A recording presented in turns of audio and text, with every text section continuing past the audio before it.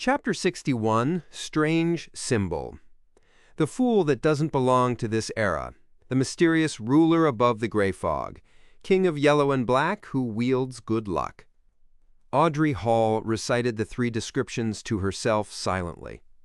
She suddenly felt a tumultuous wave of emotion go through her, preventing her from maintaining her spectator state. As an enthusiast of mysticism, she had learned Hermes that was used in rituals and had tested out the rituals that fellow noble enthusiasts mentioned in private gatherings, before she was pulled into the gray fog or made formal contact with beyond her powers.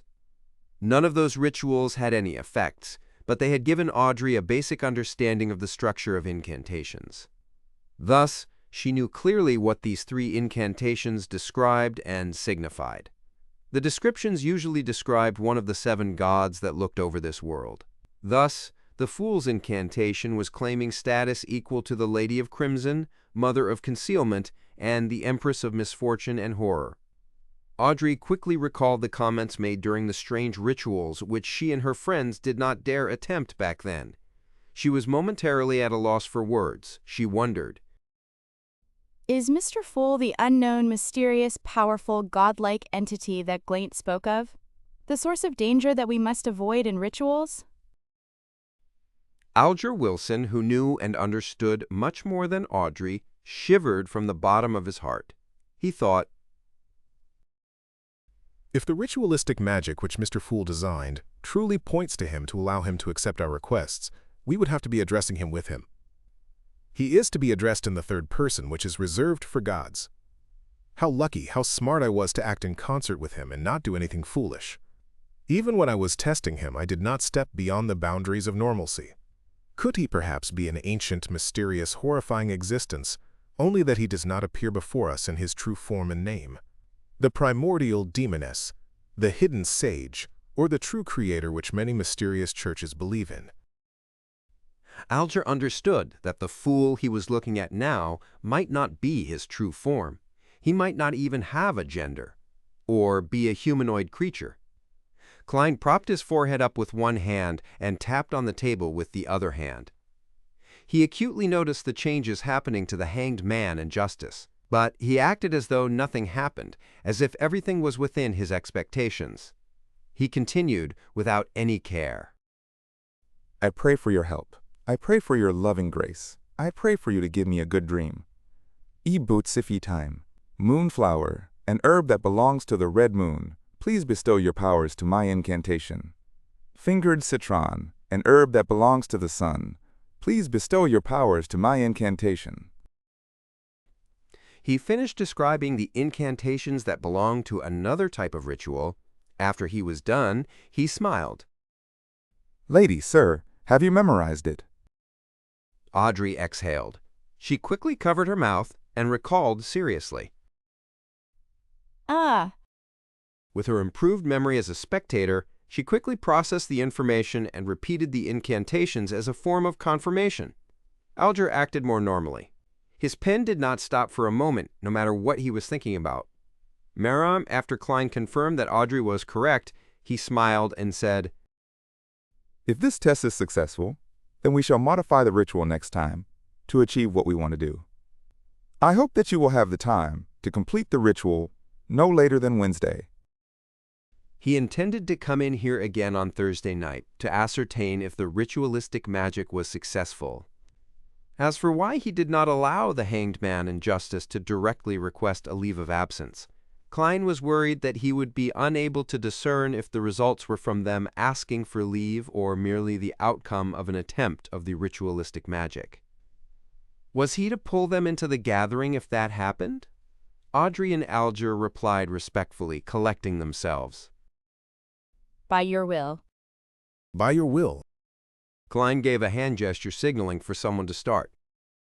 According to the hanged man's suggestion last week, we shall have a time for casual conversation after all official issues have been discussed. Who shall begin? Audrey sighed and said, Mr. Fool, the suggestion you made regarding the exam selection and the separation between civil and political matters has received the approval of many members of Parliament. Perhaps it could become a reality.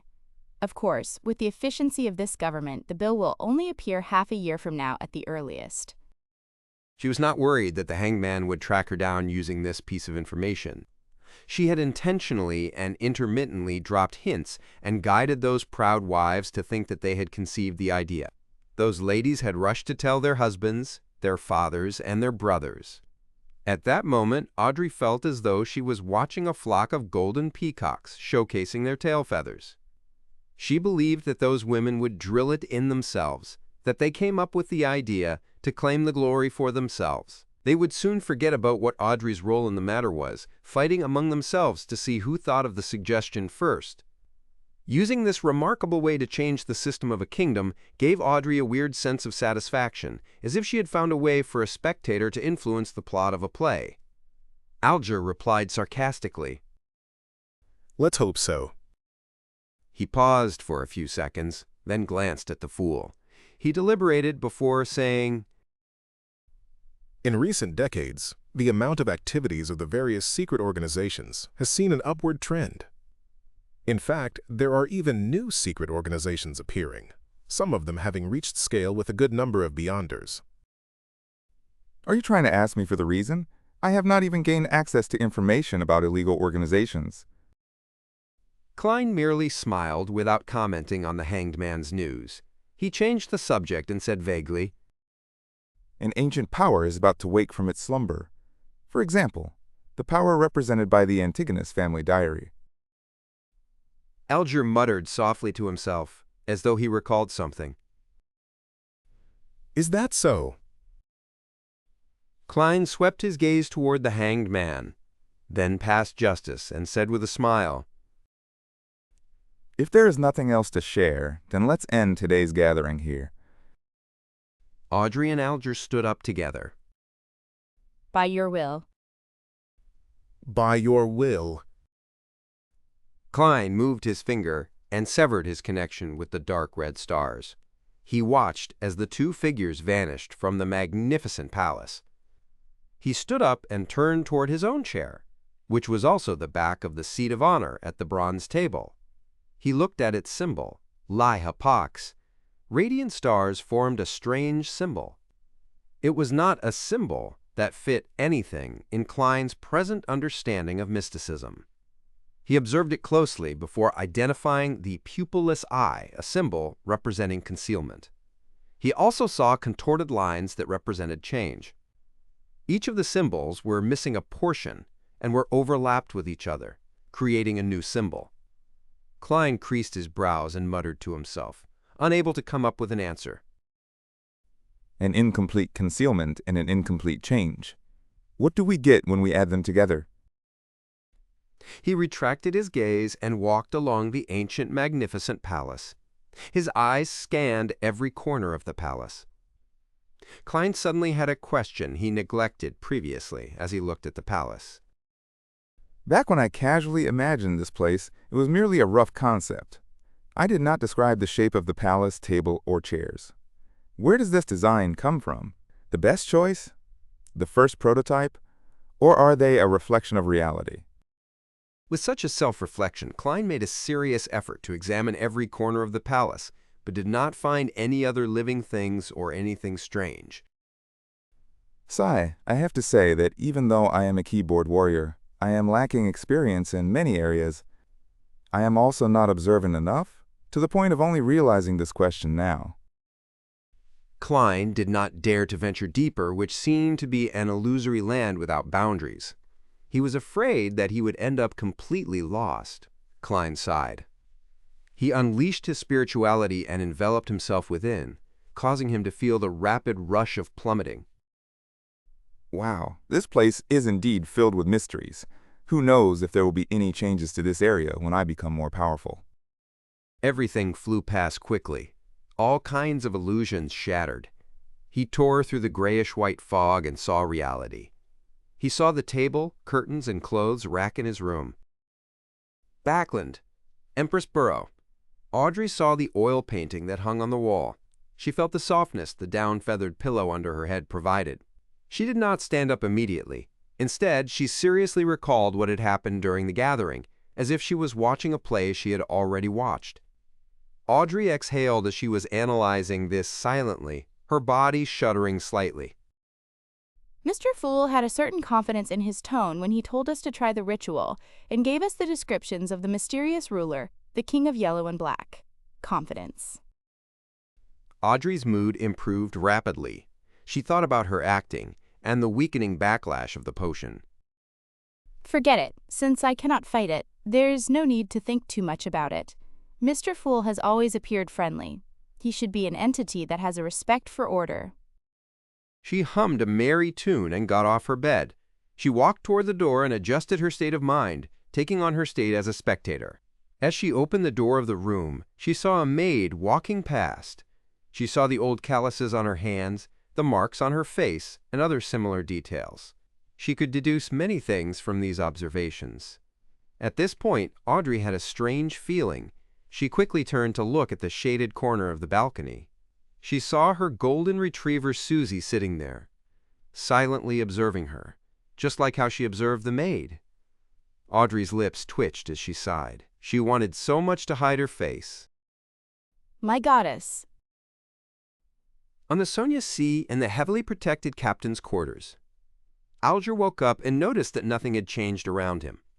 It was as if nothing had happened. He sighed and thought to himself. An ancient existence? Klein, who had exited the ritual, pulled open the curtains. He took out his notebook and began writing once again. He recalled the contents of Emperor Rosel's diary, hoping to reinforce the memory through writing and prevent himself from forgetting it in the future. Klein reread the notes several times after he finished writing. Finally, he tore the notes up and incinerated them. Klein collected himself and stretched his neck. He planned on heading to the divination club. I shouldn't forget the most salient points if I do this once a week. But with time and the increasing complexity of my missions, how unfortunate I do not have better ideas for the time being. I have not learned any cryptography. A seer was defined differently by different people. No one could say that another person's methods were wrong. So Klein, who did not know which kind of seer fit the requirements of the potion, could only correct it as he experimented to ascertain which one was the best fit. Chapter 62. The Seer's Suggestion. Before Klein left home, he took the time to meticulously clean up his suit and top hat with a small brush and a handkerchief. Then, he washed his white shirt, changing into a similar linen shirt along with the only decent cheap coat he had. He then briskly walked out onto the street. First, Melissa's dress. Then, Benson's suit. Only then can I consider a second suit for myself. Money is never enough. Besides, we need to save money to buy porcelain tableware to receive our guests. Plus, I have to save money to buy a variety of materials related to mysticism. Klein sat on the public carriage and took note of the financial status at home. The more he did the math, the more he shook his head. He reckoned he needed at least a year to let himself, his brother, and his sister live as a middle-class family. Of course, that was without taking promotions and pay rises into consideration. The public carriage drove past the streets and stopped opposite to the Divination Club on Howe Street. Klein pressed down on his black top hat and hopped off the carriage. He walked along the familiar street and entered the club located on the second floor. He then saw the beautiful brunette, Angelica. There was a hint of swelled redness to her eyes, but she looked extremely relaxed. Klein raised his hand to tap his glabella lightly and carefully examined her. He found out that the grayness deep in Angelica's emotional colors had greatly dispersed. It had been replaced with sunlight-like whiteness. After taking it in, Klein walked over, took off his hat, and smiled. Madam Angelica, it's a lovely day today, isn't it? Angelica lifted her head and was briefly shocked. She then beamed and said, You are just like Mr. Vincent's cat. You don't make any sounds while walking, do you? You managed to tell? I forgot that you are a fortune teller skilled in face reading. She paused. Then she gently bit her lip before bowing. Thank you. Thank you for your suggestion yesterday. I feel much better. I haven't been this relaxed, happy, and contented in a year. Upon hearing her show her sincere gratitude, Klein was infected with the joy and happiness she had. The corner of his lips lifted, and he said, It's my pleasure. As he spoke, he could feel his spirituality relax and turn livelier. Is this what the seer potion wants? A seer that can really help the inquirer? Klein pinched his glabella as though he was thinking before secretly tapping twice. It had to be said that he found the action of activating and deactivating his spirit vision in practice insufficiently inconspicuous. However, the problem was that he hadn't thought of a better solution yet. As he had just become a seer recently, his spiritually had yet to reach its limit, and the same was applied to his mastery. Hence, there didn't seem to be many suitable locations for an activation switch for his spiritual vision. The glabella was the best option by far. When I become a true seer after fully digesting the potion, I should be able to design a more inconspicuous activation motion. Klein nodded unnoticeably and walked towards the half-opened meeting room. Coffee or tea? Daisy coffee. Klein answered. He planned on trying out all the drinks the Divination Club had to offer.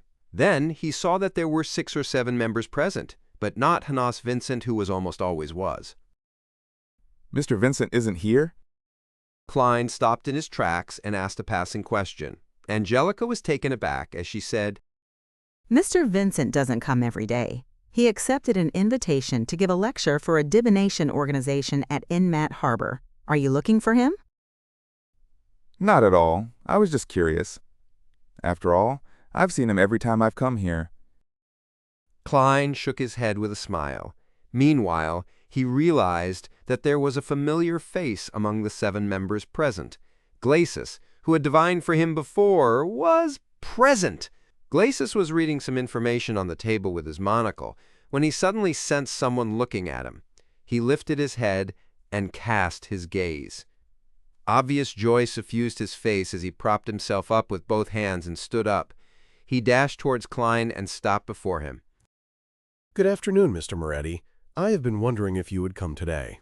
I heard from Angelica that you are not a doctor, but a fortune teller who is good at face reading. Klein smiled. That's not the only thing I'm good at.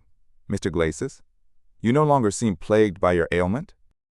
He pinched his forehead and tapped his glabella twice. He noticed that Glacis's health colors had returned to normal. Yes, I was very regretful for not taking your suggestion back then. Luckily, there is a very amazing apothecary near my place. He gave my wife a magical medicine, which brought me away from death. Glacis said emotionally. As a quasi-member of the Nighthawks, Klein asked out of occupational interest, Very amazing apothecary? Very magical medicine? Magical? How magical? Is it within the range of Beyonders? He said that it was a kind of folk medicine from Lemberg.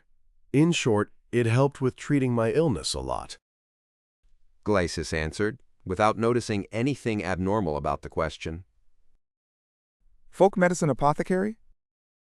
Klein tapped his glabella as though he was thinking. What's his name? Where does he stay? As you know, even a fortune teller can't guarantee that they would remain in the pink of health all the time. Perhaps I will need to go to purchase some medication from him in the future. Klein learned from his teacher and classmates that the current health system in the world was in a nascent state. There was almost no cure to many diseases, so the magical medications and miraculous apothecaries still controlled the market. There was no harm in knowing more, since it could one day serve useful. His name is Lawson Darkwade. He has a tiny store at 18 Vlad Street in Eastborough, named Lawson's Folk Herb Store. Thank you. Klein remembered it and spoke sincerely. Glacis turned around and invited him to sit beside him. At that moment, Angelica came over to serve the coffee she brewed. Compared to Southville coffee, Desi coffee is more fragrant, but has quite an inferior taste. Klein took a sip and savored it for a moment. Glacis hurriedly deliberated his words when he saw Klein put down his white porcelain cup. Mr. Moretti, can I request a divination from you? I will pay according to a price you set. 8 pence is sufficient. I will not raise the price out of the blue. Do you need a divination room? All right. Topaz. Glacis led the way with much more familiarity.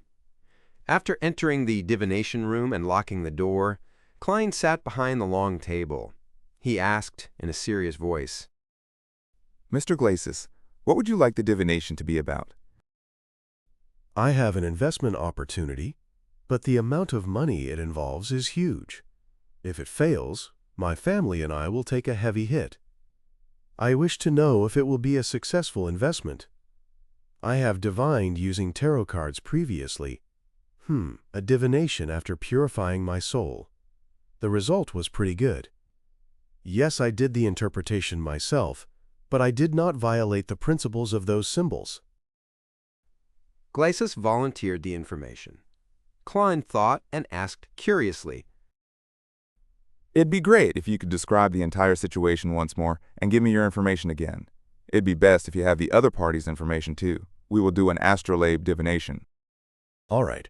When Mr. Lenevis examined the Hornacis mountain range, he discovered a gigantic mine, rich in high-quality iron ore. He poured in all his savings to buy that land and hired a professional company to survey it.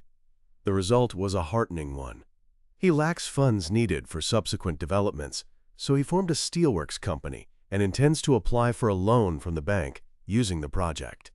At the same time, he will also issue a corresponding number of shares to raise its initial capital. The plan is still in its preparatory stage and promises fat returns. Klein, who had been reading the newspaper recently and also happened to be a history expert, knew that there were shares in this world. He also knew that the concept of shares was derived from Emperor Roselle. Yeah, him again. During the colonization of the southern continent, he had set up the West Balam Company and solved the nation's fiduciary matters successfully by raising funds from the public through the issue of shares. As such, he had the first mover's advantage from colonization. Because the returns were great, this development continued on. For example, there were railway shares, mining shares, steam development shares, and so on and so forth. There were some that succeeded, and there were some that failed. Hence, it catalyzed the formation of organizations like the Backlund Stock Exchange. Besides that, the Emperor Roselle had created national bonds, unit trusts, and other financial products. The former had become the most stable form investment, with a return of 4 to 6% interest. Klein remembered that Benson had once said that if he could inherit £3,000, there was no need to work hard any further. The stable annual interest of about 5% would result in an annual fixed income return of £150, roughly equivalent to Klein's annual income at present. This is known as rentier capitalism. Klein sighed and asked carefully, Are you sure there's nothing wrong about this? Is Lenevis trustworthy? I've seen his property papers and the inspection report. There is the Civilas County government stamp and an endorsement of a professional company. Plus, inside Mr. Lenevis's office is a group photo of him with Sir Deweyville and the mayor. Glacis nodded in reply. Group photo? That doesn't mean anything. Klein, who was born in an era of information explosion, had seen too many similar incidents. He didn't buy the story because of that. However, it didn't matter if he believed it or not. He could only pick up a pen and draw a corresponding astrolabe according to the crucial time and information that Glacis had provided him with. After a long while, Klein pointed to the astrolabe and said, You should be able to tell that this will be a very unsuccessful endeavor. Below the flourishing surface is a cliff, a chasm. My divination suggestions going around it, to avoid it. I'll consider it carefully when I'm back. Upon hearing this answer, Klein could only shake his head with a silent sigh. He realized the helplessness of a seer. A seer could only give suggestions and not make the decision for others. Just as the two left the topaz room, Angelica walked over and said, Mr. Moretti, someone wishes for your divination.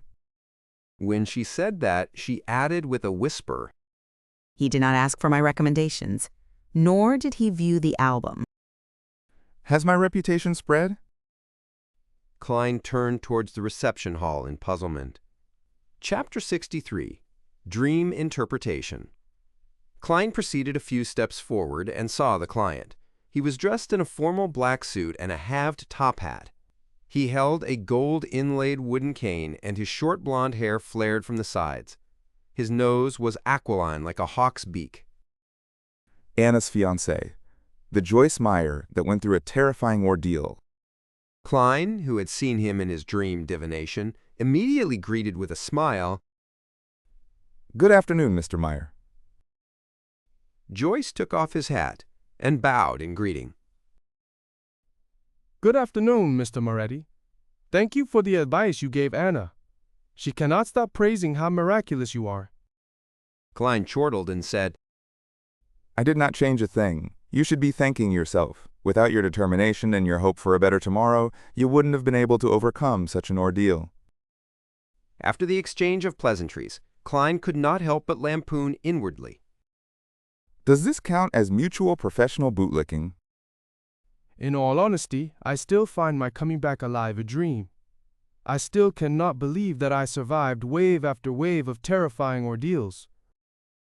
Joyce shook his head wistfully. Without waiting for Klein's reply, he asked curiously, You knew who I was the moment you saw me. Was that because of my unique nose, or because you divined that I would visit you?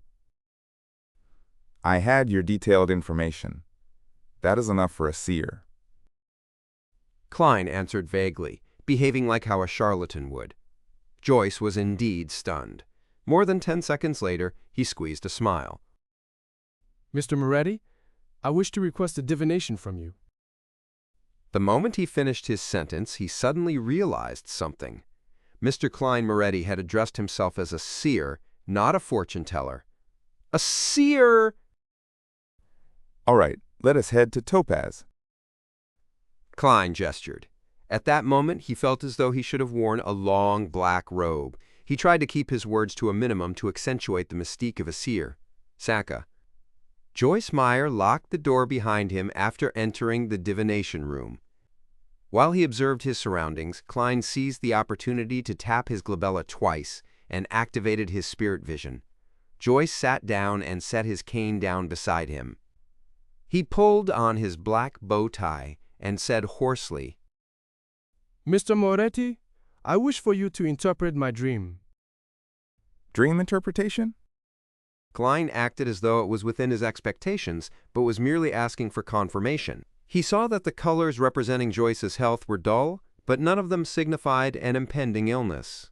The colors symbolizing his emotions were predominantly blue, and its darkness showed that he was obviously high-strung. Joyce nodded seriously. I have had the same horrific dream every night ever since the Alfalfa arrived at Enmat Harbor. I know that this could be associated with the trauma of the ordeal, and that I should go see a psychiatrist, but I suspect that this is no ordinary dream. A normal dream would definitely have some details that are different, even if they recur every night, but this dream is, at the very least, constant in the parts which I can recall. To a seer, these kinds of dreams are seen as revelations given by the divine. Can you describe the dream to me? Klein said, half consoling and half explaining. Joyce clenched his fists and held it to his mouth. He thought deep for a moment before saying, I dreamed that I was falling from the Alfalfa into the ocean. The ocean was dark red, as if it was filled with rotting blood. As I fell, I was grabbed by a person on the boat. I could not identify him, but I know that he was very strong.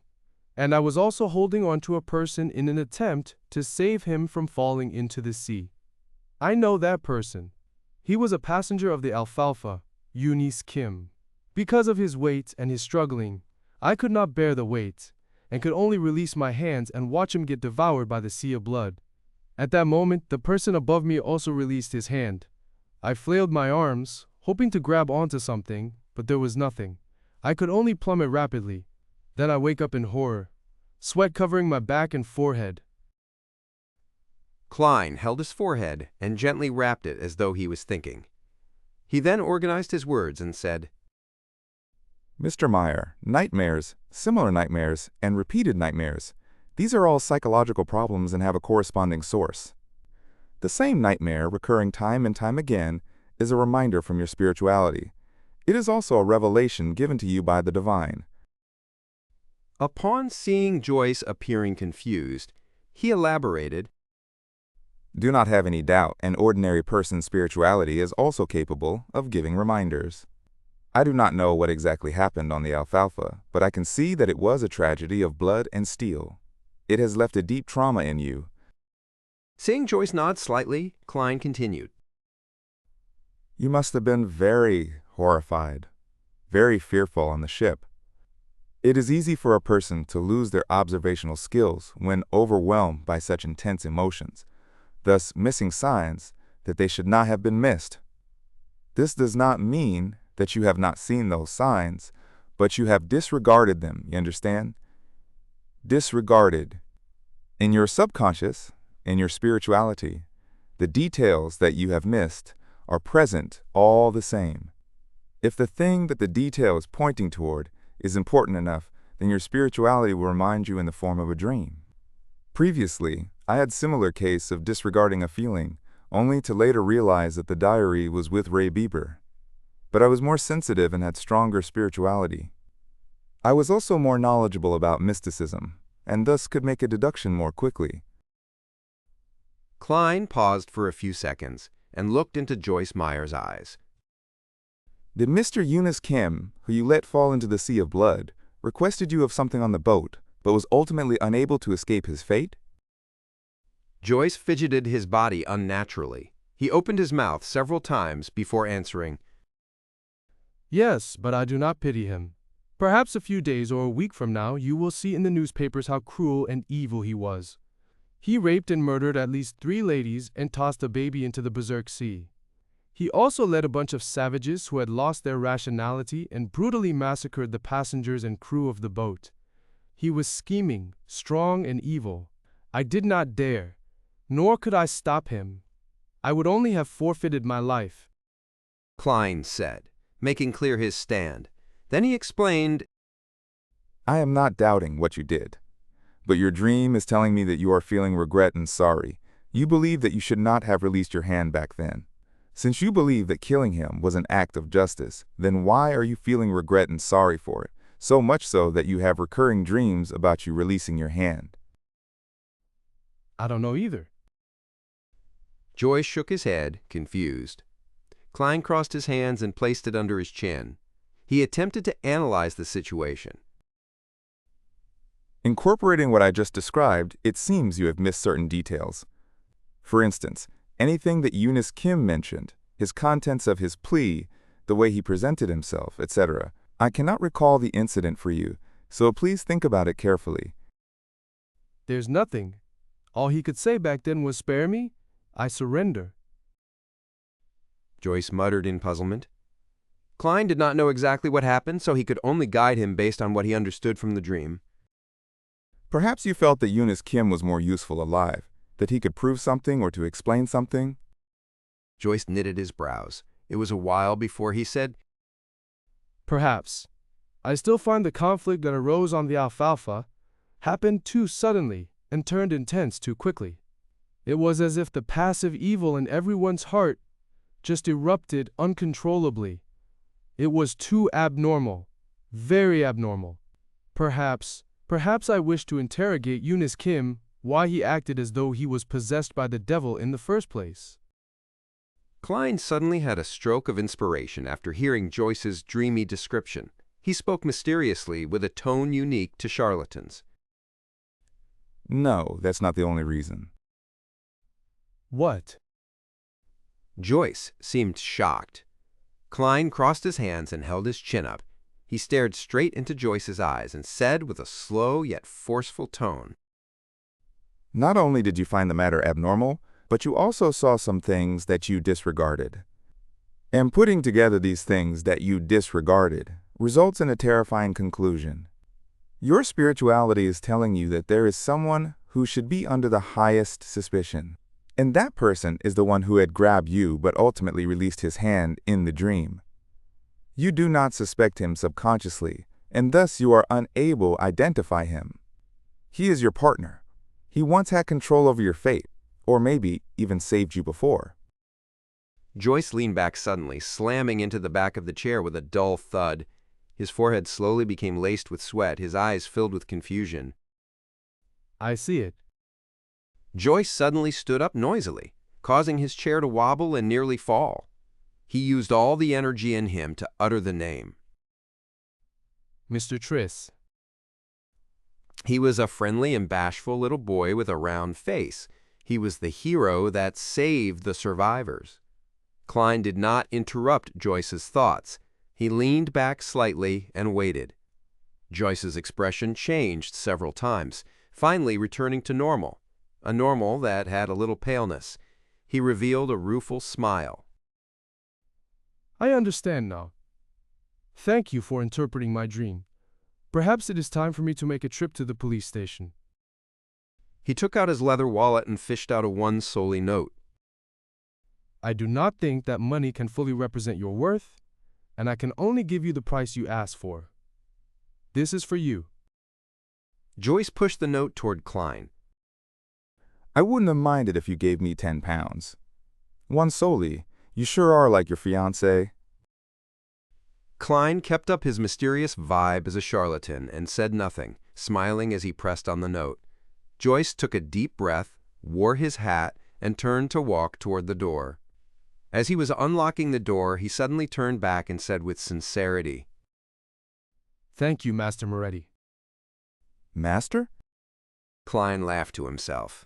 He watched as Joyce left the divination room and said silently to himself, Whatever happened on the Alfalfa seems extraordinary. If only the captain was here. He would be able to understand everything that happened in Joyce Meyer's dreams. Tuesday at dawn. Backland, Empress Borough. Audrey, who woke up earlier, beckoned her golden retriever Susie over. She said with a serious tone, Susie, you are also a beyonder now. We are the same kind? Ew. No.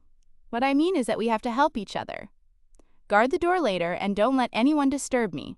I have to conduct a ritual. Susie looked at her mistress and shook her tail in exasperation. Chapter 64, Instigator. After instructing her golden retriever, Susie, Audrey paced around, seemingly worried. She too was uncertain if the ritualistic magic would result in anything odd. Let's do this. Her eyes turned calm as she used her state as a bystander to view the imagined process. Soon, she came to a new arrangement. Audrey unlocked the door to her bedroom and said to Susie, Susie, sit here. If Annie and the rest try to barge their way in, immediately go to the bathroom to inform me. In order to prevent any accidents, her personal maidservant had the key to unlock her door. Susie looked at her enigmatically and wagged her tail thrice. Very good. I will let you choose anything you want for lunch today. Audrey pumped her fist gently. After exhorting Susie, she entered the bathroom. The square bathtub was 3 to 4 meters on each side. There was clear water rippling gently in it with steam emitting from it. It was quite a dreamy sight. Audrey tidied up a rectangular table with many bottles placed on it. Then she went back out and moved candles, sacrificial items, and a white robe over. Immediately after that, she closed the bathroom door. With everything done, Audrey heaved a sigh of relief and picked up a translucent light blue bottle beside the 4 candles. The cylindrical bottle shimmered dreamily under the light. In it was the essence oil she had distilled from a mixture yesterday. As an enthusiast of mysticism, she had no lack of research regarding such items. She had many different kinds of extracts, flower essence, perfume, essential oils, and incense that she brewed herself at home. As such, she had already finished the initial preparations according to the fool's instructions.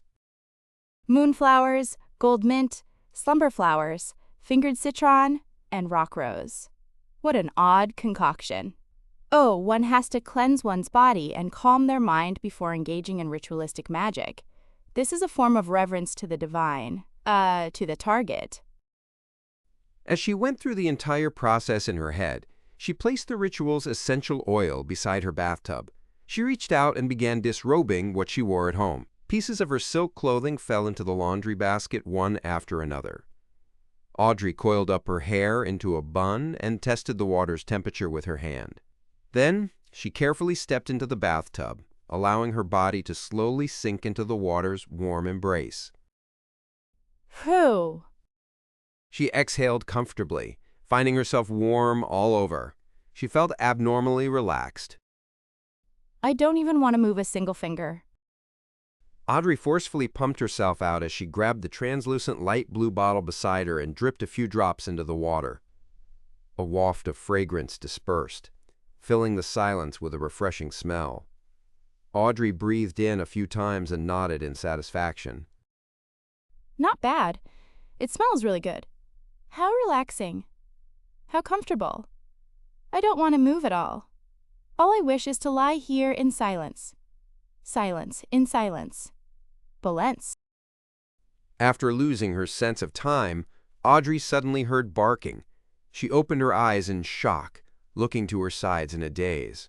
She had no idea when Susie had opened the door and entered. She was squatting outside the bathtub, looking at her with an exasperated look. As she rubbed the corners of her eyes, Audrey felt that the water had cooled down quite significantly.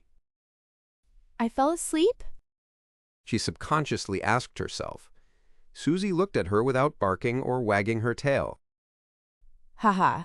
The effects of that bottle of ritual essential oil sure is great. Yeah, really great. Audrey chuckled dryly as she explained with a cheerful tone. She stood up, retrieved a towel, and as she wrapped and wiped her body, said to the golden retriever beside her, Susie, continue keeping watch. Do not let Annie and the rest enter. Only when the golden retriever left did she secretly stick out her tongue. She threw her towel aside and wore a clean white robe. After closing the door to the bathroom, Audrey recalled the ritual she had memorized. She picked up 4 candles and placed them on the 4 corners of the table. A loaf of white bread at the top left corner, a bowl of Fana Potter noodles at the top right corner. Smells great, but it's a little cold. No, it's not time to think of this. Paella at the bottom left corner, and desi pie at the bottom right. Audrey set up the altar according to the fool's description seriously, shaking her head twice during the process. After she was done with the preparation, she left her 4 candles lit. She picked up a silver knife and stabbed it into a pile of coarse salt. After narrating the sacred incantation in Hermes, Audrey raised the knife with beautiful patterns and placed it into a cup filled with clear water. After focusing her mind, she pulled out the silver sacred blade, cogitating her spirituality to spew out and spread from her blade. Invisible energy spewed out as Audrey held the knife and circled the altar once. When she felt that a spirituality wall was fully erected around her, she expelled all the uncleanliness and distractions outside. Maintaining her spectator state, she prevented her excitement and joy from affecting the ritual. She put down the silver knife and picked up the tiny light blue crystalline bottle and dripped a drop on each candle. Sizzle! A faint fragrance emanated as Audrey's body, heart, and soul seemed to attain tranquility. She drew a breath as she lowered her head in reverence and began chanting the incantation in Hermes. The fool that doesn't belong to this era. You are the mysterious ruler above the gray fog. You are the king of yellow and black who wields good luck. I pray for your help. I pray for your loving grace. I pray for you to give me a good dream. Moonflower, a herb that belongs to the red moon. Please bestow your powers to my incantation. Fingered citron, a herb that belongs to the sun. Please bestow your powers to my incantation. Right after Audrey chanted the incantation and hoped to cogitate the contents of her plea, she felt there was a stir within the spirituality wall. She saw a dark red star swirling on the back of her hand. Her heart leaped as she hurriedly closed her eyes and calmed her heart to plead sincerely. When everything was over, she surveyed her surroundings wondrously but did not find anything odd. Is that all? Audrey knitted her eyebrows slightly as she whispered. The king of yellow and black who wields good luck. The fool that doesn't belong to this era. In the Blue Avenger's captain cabin, Alger Wilson in his windstorm robe was silently reciting the 3 lines of description he had heard in the afternoon. He seemed to be attempting to find clues of the person's identity through it. He shook his head and stood up in a clearly vexed manner, but ultimately did not do anything. Alger was not at ease inside the Blue Avenger, an ancient ship that was a relic from the Tudor dynasty. Although he was already in control of the ship, he had a gut feeling that there were still many hidden secrets, just like the Blood Emperor. Therefore, he planned on using the ship to test the fool's powers, but did not wish to attempt the unknown ritualistic magic on the ship. Alger ruminated for a few minutes before leaving the captain's cabin and went on deck. He said to the few sailors, We will be reaching the Rorstead archipelago soon. We will be anchoring there for a day.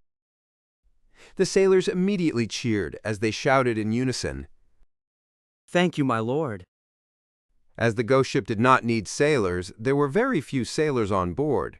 There was no need to worry about their supplies, being able to enjoy fresh food and clean water. However, day after day of voyaging at sea and the nearly unending vistas exhausted them both physically and mentally. It felt like they were always repressed and tolerating something until they lost control.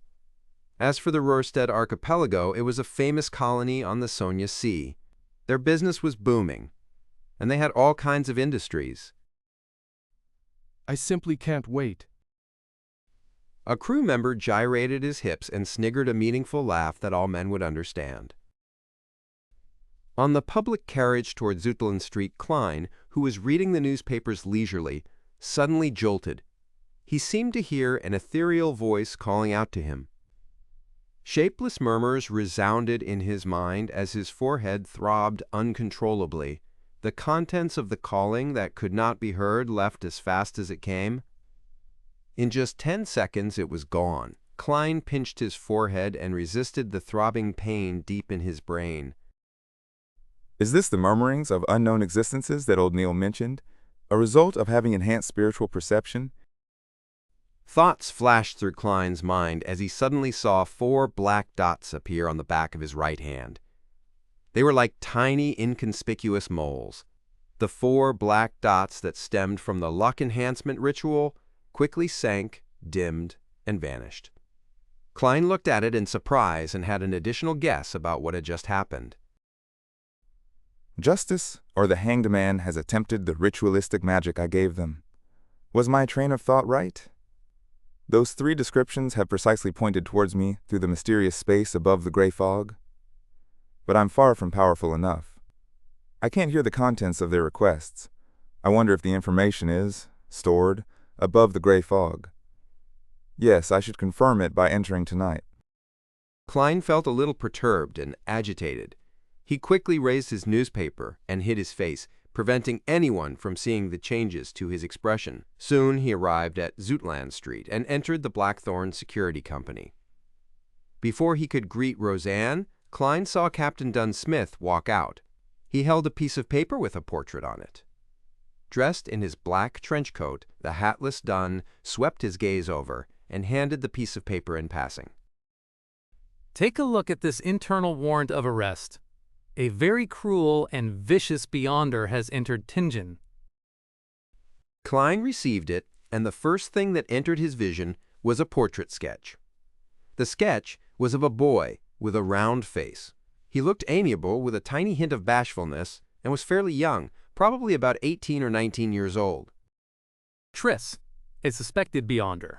The initial estimate is that he's a Sequence 8 instigator, and we are not eliminating the possibility that the Theosophy Order is behind it, the culprit behind the massacre of the Alfalfa. According to a witness testimony, he came to Tingen after leaving Enmat Harbor. His current whereabouts are unknown. Triss! Alfalfa. It's actually a crime committed by a beyonder? Klein suddenly recalled the dream interpretation from yesterday afternoon and Joyce Meyer's description.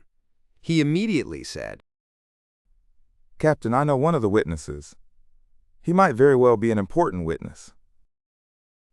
Dunn's gray eyes looked unperturbed as he chuckled. I know. Joyce Meyer. My help was requested by the machinery hive mind last night. I saw you in Joyce's dream. Many details have led to the confirmation that the Alfalfa tragedy was a result of Triss. How uninteresting. Captain, thankfully it was my rest day yesterday and not me acting as seer during working hours. Klein lampooned. He barely missed the horror of being caught skeeving by his direct superior. He asked instead, Which sequence pathway is instigator? What kind of organization is the Theosophy Order? Was instigating others to kill each other the method Triss used to eliminate the side effects of the potion, or was it a requirement needed to advance? Dunn thought for a few seconds and said, Coincidentally, it's about time for you to learn the relevant information regarding Beyonders and the mysterious organizations. You shouldn't be ordered by old Neil to keep reading the historical documents all the time. Captain, wasn't the reason for recruiting me to be your history expert? Klein did not dare point out the problem as he nodded seriously. All right. Chapter 65, Beyonder Information. With a document signed by Dunn, Klein went underground and turned into the armory. Dressed in a black classic robe, old Neil read the note without finding it surprising.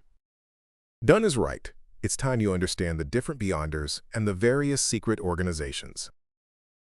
Instead, he supported the captain's decision. He then added immediately with a smile. After all, you will be heading to the underground market with me tomorrow night. Tomorrow night? Klein did not conceal his pleasant surprise as he asked to confirm. Old Neil nodded and said with a sigh, I'm a person who can't sleep when in debt. I always wish to settle them as soon as I can. You did not seem to act so previously. You left it to the last moment before using ritualistic magic to resolve the problem. So I'm not the only one suffering from procrastination. Wait, is there a need to euphemize afraid to spend away the money to repay a loan? Klein did not expose old Neil and instead urged, Mr. Neil, I'll be troubling you to retrieve the corresponding information from Chanis Gate. There were mostly archaeological and historical documents in the armory. There were documents involving Beyonders and mysterious organizations, but few in number. Furthermore, they were mostly basic knowledge. Old Neil slowly took a sip from his hand-ground coffee and smacked his lips.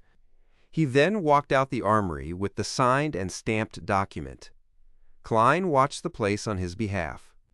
About 10 minutes later, old Neil returned with a huge stack of documents. He warned as he placed the information on the desk. They can only be read in here. They are not to be taken out. All right. Klein gave a firm nod. He extended his hands and quickly flipped through the pages and did a general read-through. Very detailed. As expected of the Nighthawks' internal documents. As expected of a church with 4,000 years history, or even more. Klein sighed inwardly as he glanced through the documents. Not only did the documents introduce the various secret organizations, it also listed down many of the sequence pathways. It was very complete. Some of them only wrote the potion name of the corresponding sequence, while others only described the Beyonder abilities of the corresponding sequence. Some were completely missing and left blank. While holding back his excitement, Klein found the sequence pathway that led from SEER. He ruffled through the pages and soon found a familiar word. Then, his delighted expression quickly froze because there was no corresponding potion name, sequences 7 and 8, after SEER. Thankfully, the abilities of the two following sequences are present. Klein silently exhaled as he calmed his mind and read the description seriously. Sequence 8, Potion Name Unknown.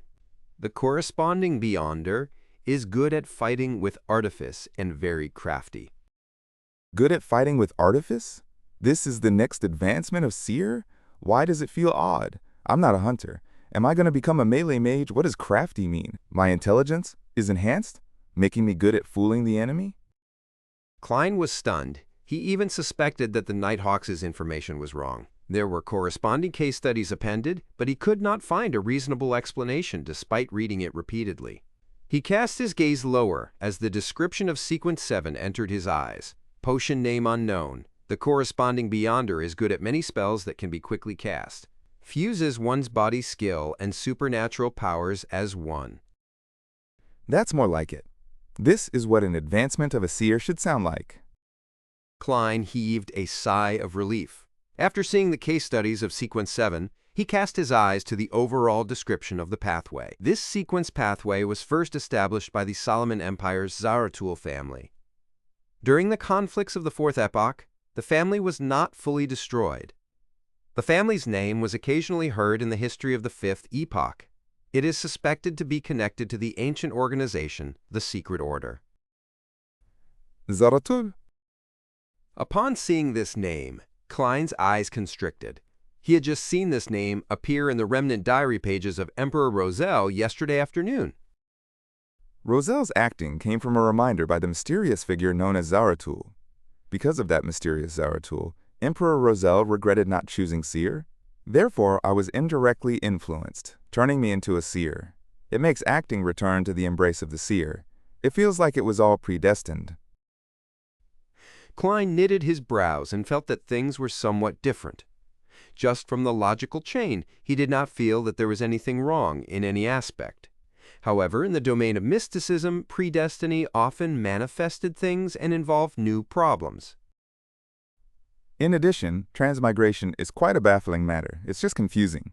And the guy I possessed tried to commit suicide because of the lost notebook of the Secret Order. Klein thought for quite a while and had many guesses, but lacked the information needed to prove them. After repeatedly reading the information, he finally suppressed his ideas and read the other records. He first found the Sailor sequence and discovered that it indeed belonged to the Lord of Storms. For an old opponent that they haven't faced for perhaps more than 2,000 to 3,000 years, the Nighthawks' internal records were rather detailed. Sequence 8, Folk of Rage. Ancient name, Guardian of the Storm. The corresponding Beyonder can release several strikes that exceed ordinary thresholds when enraged. Their strength and speed are greatly enhanced. Facing them is like facing a storm. Sequence 7, Seafarer. Ancient name, Storm Priest. The corresponding Beyonder is also a scholar of astronomy and geography. They have an intuitive grasp of magnetic fields, ocean currents, wind direction, and clouds. A boat with a seafarer will never get lost at sea. They are even more beloved by the oceans and gain enhancements in every aspect at sea. They are friends of water. They can act freely underwater for more than half an hour. They can cast a limited number of water-related spells. Some are a result of their own capabilities, and some are a bestowment from the Lord of Storms, for example. A Sequence 7 Seafarer is very powerful. Klein nodded while in deep thought. He suspected that the Hanged Man was a guardian of the storm, if not a seafarer. From how he has recently advanced, it was more likely he was the latter. This also indicated in a way that the Hanged Man was either a member of the mandated Punisher or a pirate who had been secretly absorbed by the Church of Storms. Impressive. Impressive. Klein flipped back a few pages and found the advancement of Spectator. He discovered that the description was identical to what the Hanged Man had said. Sequence 9 Spectator was like a seer. They lacked direct combat means and could only observe a target to obtain information, gleaning the true thoughts of the target. By doing so, they could provide subtle influences and guidance to cause situations to develop in a way they wish. Sequence 8 Telepathist was the advancement of Spectator. Their observation was not only limited to superficial details, but deeper into one's aura, ether body, or other mysterious domains. The combination of the two allowed a telepathist to precisely understand a person's thoughts as though they could read their minds. In front of them, it was difficult to have any secrets. Sequence 7 Psychiatrist, which was also known as Psyche Analyst, had further enhancements above the Sequence 8 foundations. They could begin directly influencing a target. For instance, they could treat a target's maniacal problems, or alternatively, cause them to turn maniacal and lose their reason. A Beyonder that is very difficult to be noticed. After reading the description, Klein made a reasoned judgment. After understanding the relevant information concerning the gathering members, he flipped to the Church of the God of Steam and Machinery. This was because Emperor Roselle had chosen their Savant sequence. Sequence 9, Savant.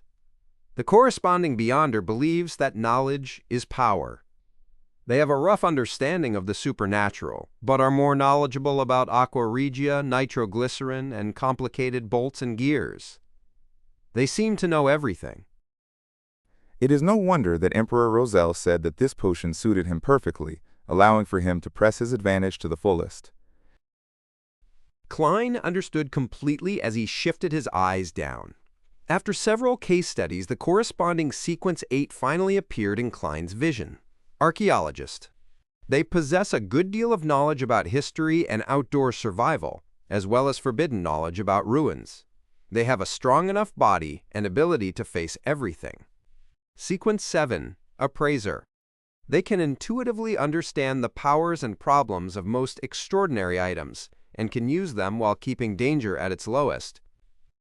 As Klein's security clearance was insufficient, he only had access to sequence pathways up to 7. It left him a little frustrated, but there was no other way around it. He only wished that Backlund would quickly send over the sealed artifact 2049 to determine if Ray Bieber was a descendant of the Antigonus family. That way, he would have a chance of becoming a formal member and obtain a higher security clearance. Collecting himself, Klein read the material seriously from cover to cover. He knew that the sequences following Corpse Collector were Gravedigger and Spirit Medium. He also knew that there was no information about the sequence 8 of the Mystery Prior Path. Not only was there no name for the potion, but even the description had been left blank. There was a name for sequence 7 of that path. Warlock. Sounds impressive. Klein slowly flipped the page and saw Apprentice and Marauder, which Emperor Roselle had lingering thoughts for. Their records only reached sequence 8 and nothing more. Sequence 9. Apprentice. Their abilities are rather strange. It can only be confirmed that this is the originating pathway of a mage. They are rarely trapped and very difficult to be stopped. They often are able to escape and pass through obstacles every time. Sequence 8. Trickmaster. They wield all kinds of strange but impotent spells. Sequence 9. Marauder. Difficult to separate these Beyonders from ordinary bandits or thieves. Perhaps the means available to them are more impressive, but their goal of stealing riches is not for enjoyment or survival. It's more like answering a calling. Sequence 8. Swindler. We have also discovered traces of Beyonders in fraud investigations. They gain enjoyment from swindling. Gain enjoyment from swindling. This is acting in a different form, isn't it? If I had the choice, I might have chosen Apprentice. Klein silently said to himself. Suddenly, he discovered the corresponding sequence potion of the culprit of the Alfalfa tragedy, Tris, Instigator.